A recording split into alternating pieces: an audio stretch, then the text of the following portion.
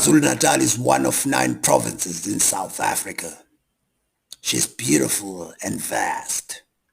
but it's also a province that's awash with weapons and paid killers who will kill anything for money. These Izinkabi are very dangerous and soulless. Here's one of them caught by the police while killing people.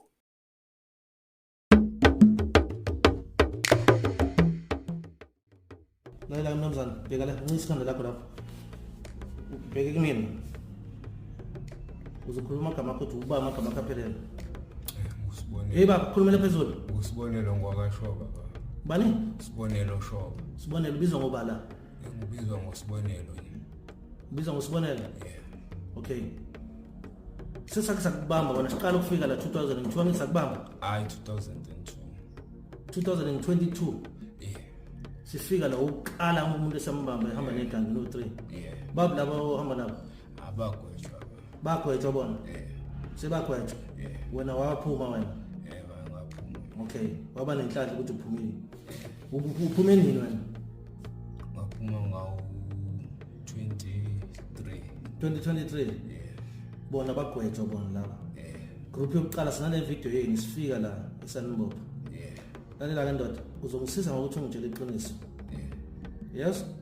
akazi umuntu wafika la ekhaya waphume ngalikhuluma ngiqiniso yes unenhlanhla nje ukuthi uyaphila kufanele ngaba uphili wena yes ungakubuka nje fana mangikhonto uzoyenza wenze ukuthi hayi into yayizwa lento okay ibham lezi zo2 ezaba ibham lezi zo2 ezethu ba ezeni nino Masandi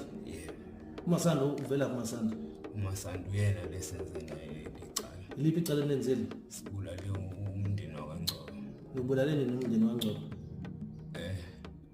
ulesingaku namhlanje umsombuluko namhlanje ngomgqibelo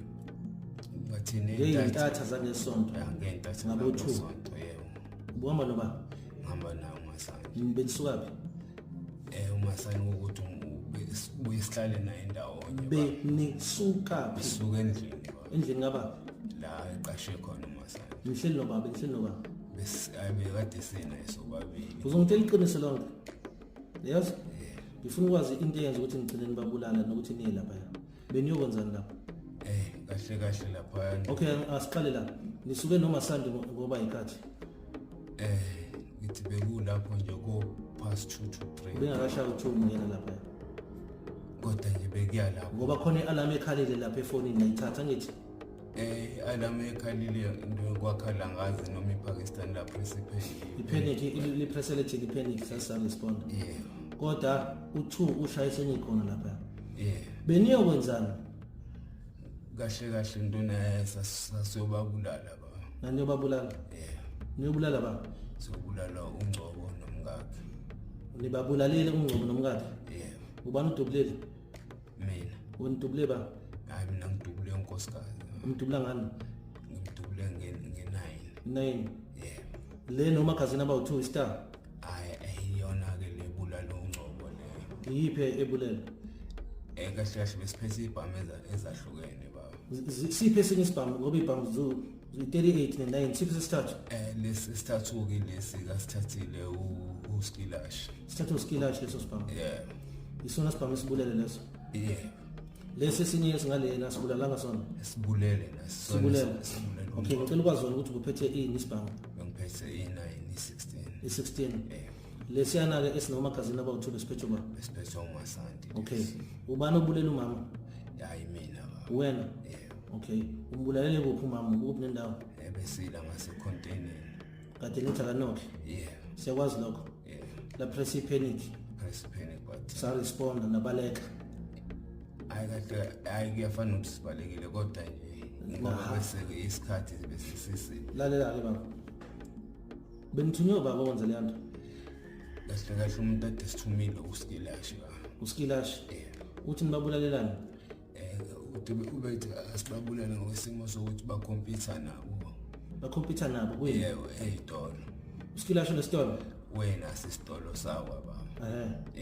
ngizubula ubale igama la Shabalala ubani Shabalala umunye unomzana wakhona ngale maqelino